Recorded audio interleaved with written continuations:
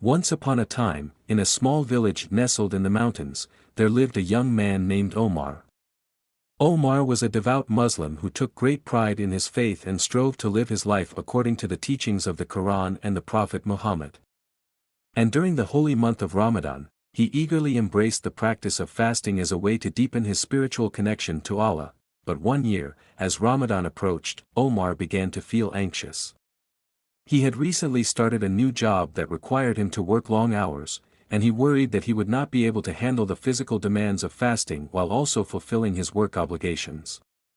He considered skipping fasting altogether, or only doing it on weekends, but he knew that this would not be in keeping with the true spirit of Ramadan. Finally, Omar decided to turn to his elders for guidance. He sought out the village Imam, who was known for his wisdom and compassion, and explained his predicament. The Imam listened patiently to Omar's concerns, and then shared with him a story about the importance of fasting. Long ago, there was a man who was deeply devoted to his faith, but who struggled with fasting, the Imam began. He was old and frail, and he found it difficult to go without food and water for an entire day. So he went to his local mosque and spoke with the Imam there, asking for guidance. The Imam told him that while fasting was an important practice in Islam, it was not meant to cause hardship or suffering. He advised the man to focus on other forms of worship and devotion, such as prayer and charity, and to only fast to the extent that he was able.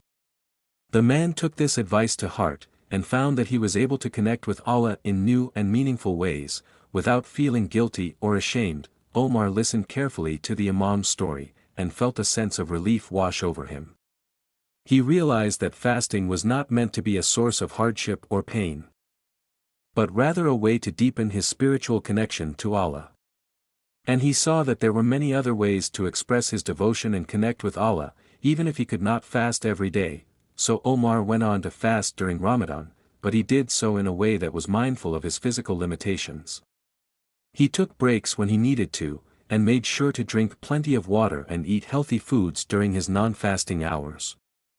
And he also focused on other forms of worship and devotion, such as prayer and reading the Quran, which helped him to feel closer to Allah in new and meaningful ways.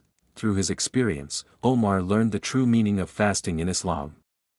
He saw that it was not just about abstaining from food and drink, but rather about cultivating a deep and personal relationship with Allah. And he realized that there were many different paths to Allah, and that each person's journey was unique and valid in its own way.